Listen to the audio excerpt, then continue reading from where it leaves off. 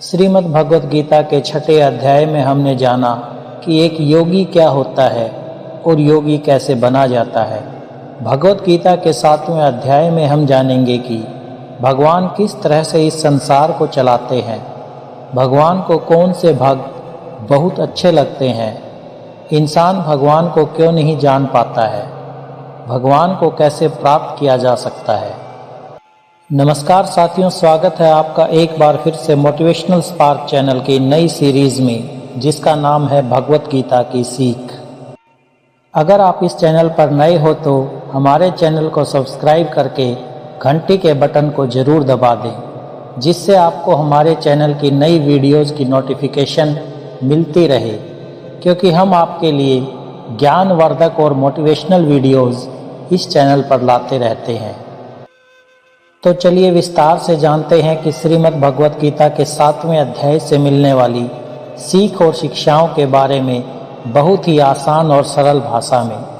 श्रीमद् भगवत गीता के 7वें अध्याय में भगवान श्री कृष्ण ने बहुत सारी बातें, बहुत सारे प्रश्नों के उत्तर दिए।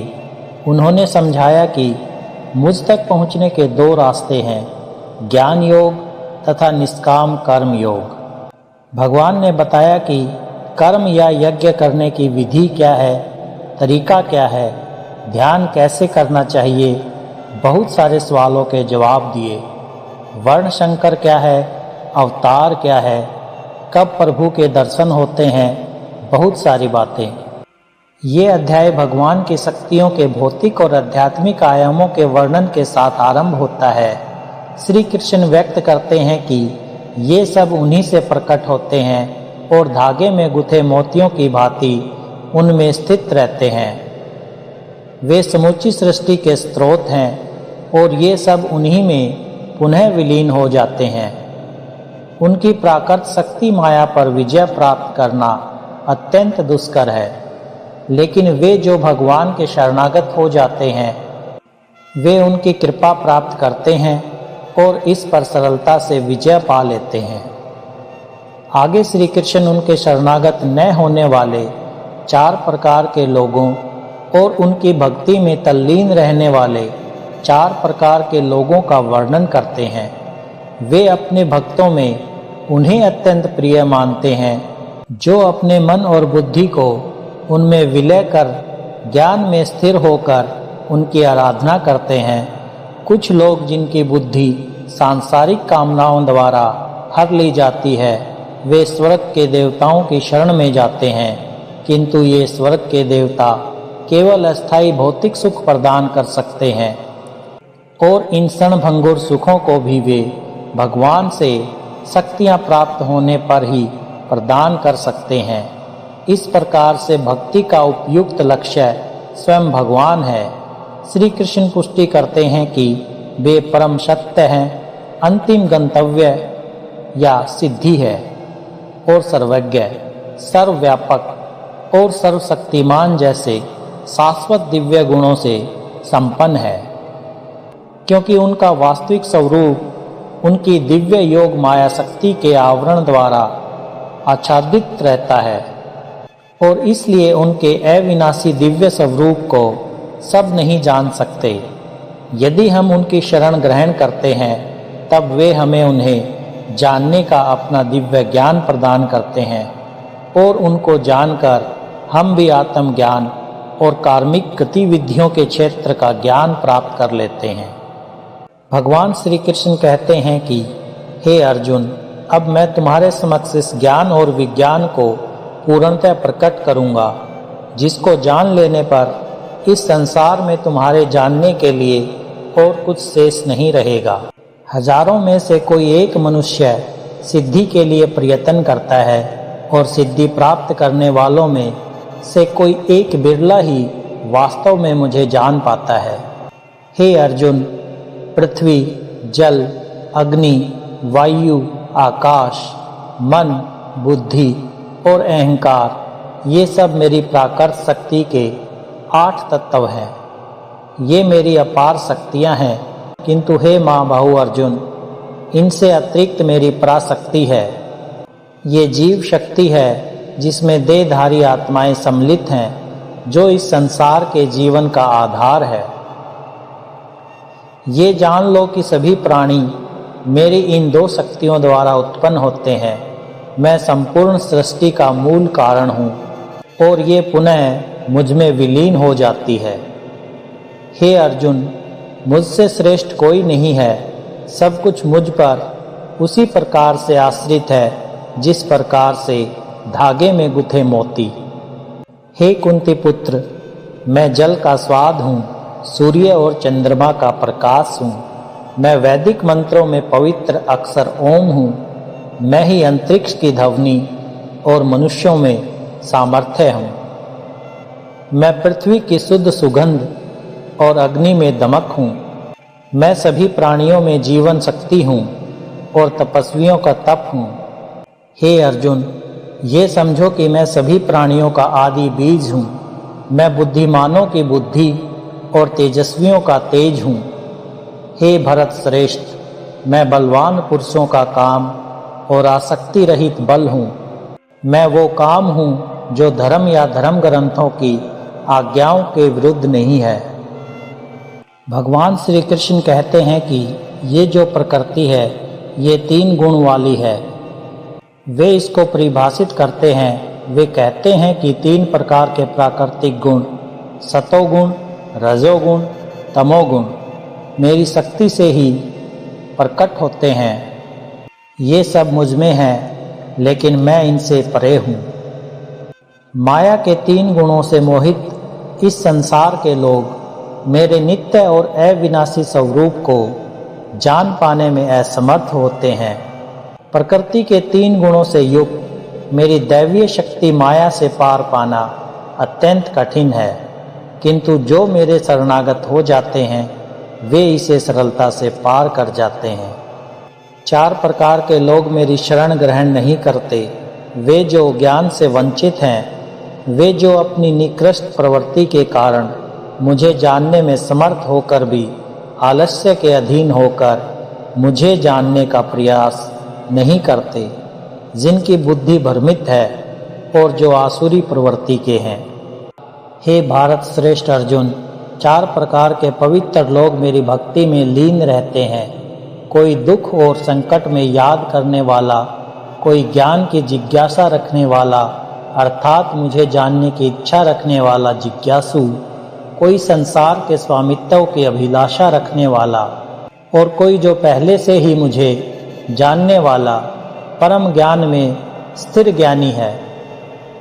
इनमें से मैं उन्हें श्रेष्ठ मानता हूँ जो ज्ञान युक्त होकर मेरी आराधना करते हैं और दृढ़तापूर्वक अनन्य भाव से मेरे प्रति समर्पित होते हैं। मैं उन्हें बहुत प्रिय हूँ और वे मुझे अत्यंत प्रिय हैं।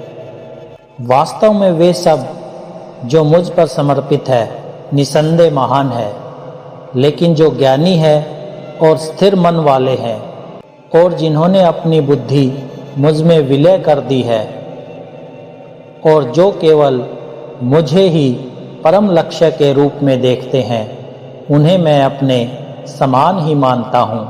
अनेक जन्मों की आध्यात्मिक साधना के पश्चात जिसे ज्ञान प्राप्त हो जाता है, वो मुझे सबका उद्गम जानकर मेरी शरण ग्रहण करता है। ऐसी महान आत्मा वास्तव में अत्यंत दुर्लभ होती है। वे मनुष्य जिनकी बुद्धि भौतिक कामनाओं द्वारा भ्रमित हो गई है, वे देवताओं की शरण में जाते हैं।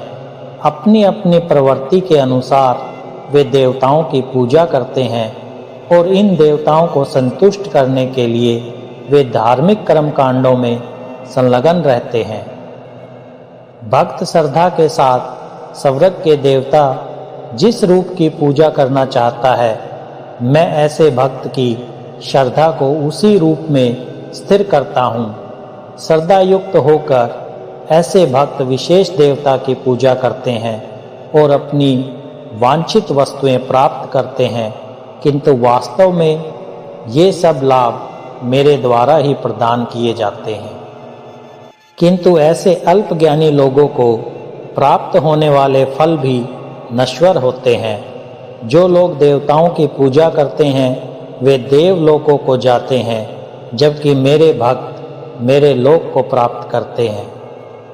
बुद्धिहीन मनुष्य सोचते हैं कि मैं परमेश्वर पहले निराकार था और अब मैंने यह साकार व्यक्तित्व धारण किया है। वे मेरे इस अविनाशी और सर्वोत्तम दिव्य स्वरूप की प्रकृति को नहीं जान पाते। मैं सभी के लिए प्रकट नहीं हूँ, क्योंकि सब मेरी अंतरंग शक्ति योग माया द्वारा आच्छादित रहते हैं। इसलिए मूर्ख और अज्ञानी लोग ये नहीं जानते कि मैं अजन्मा और अविनाशी हूँ। हे अर्जुन, मैं भूत, वर्तमान और भविष्य को जानता हूँ और मैं सभी प्राणियों को जानता हूँ, लेकिन मुझे कोई नहीं जानता। हे भरतवंशी, इच्छा और द्वेष से संसार के जितने मनुष्य या प्राणी हैं, नर नारी है, सब मोह को प्राप्त हो रहे हैं। इसलिए वो मुझे नहीं जान पाते, तो क्या कोई भगवान को जान नहीं पाएगा। इस पर भगवान श्री कृष्ण कहते हैं कि जो पुण्य कर्म, जिसे आराधना कहते हैं, मेडिटेशन कहते हैं, योग कहते हैं, ध्यान कहते हैं, अभ्यास कहते हैं, चिंतन कहते हैं, जो ऐसा कर रहे हैं, जिन भक्तों ने अपना पाप नष्ट कर दिया है, वो इन सब मोह माया से मुक्त होकर के अंत में दृढ़ रह करके उसी रास्ते पर टिके रह करके मुझे भजते हैं और मेरी शरण में आकर के इस चक्कर से, जिसे जन्म मृत्यु का चक्कर कहा जाता है, इससे मुक्ति पाने के लिए प्रयास करते हैं, प्रयत्न करते हैं। जो भक्त इस सांसारिक मोह और माया को छोड़कर श्रेष्ठ कर्मों का आचरण करके मेरी भक्ति करते हैं, वो इस मृत्यु से मुक्त हो करके मुझ में ही समा जाते हैं। तो दोस्तों, आज के समय के हिसाब से इस अध्याय का मतलब आप इस तरह से निकाल सकते हैं कि जब आप अपने जीवन में कोई लक्ष्य निर्धारित करते हैं, तो आप समय बीतने के साथ साथ अपने लक्ष्य को भूलने लगते हैं, क्योंकि हमारे जीवन में भटकाव बहुत सारे होते हैं। जैसा कि श्री कृष्ण ने बताया कि माया जाल में फंसा हुआ व्यक्ति भगवान को भूल जाता है, ठीक वैसे ही कई बार बहुत मेहनत करने वाला व्यक्ति भी अपनी राह से भटक जाता है और सोचने लगता है कि ये लक्ष्य आदि सब बेकार है, जिंदगी के मजे लो, कल को पता नहीं रहूं या ना रहूं। और इस तरह के लोगों को श्रीमद् भगवत गीता में मूर्ख कहा गया है, जो इतना भी नहीं जानते कि जीवन के ये भटकाव तो खुद मेहनत करने वालों को आजमाते हैं। या तो इंसान उनमें उलझ करके रह जाएगा या इसको पार कर जाएगा, और इस तरह से लगातार बिना भटके जो कठोर परिश्रम करता है, उसी को जीवन में सफलता मिलती है। साथियों, आशा करता हूँ कि आपने इस वीडियो से बहुत कुछ सीखा होगा। तो मिलते हैं जल्दी ही भगवत गीता के 8वें अध्याय की व्याख्या के साथ, बहुत ही सरल और आसान भाषा में। तब तक के लिए अपना ख्याल रखें। जय श्री राधे कृष्ण।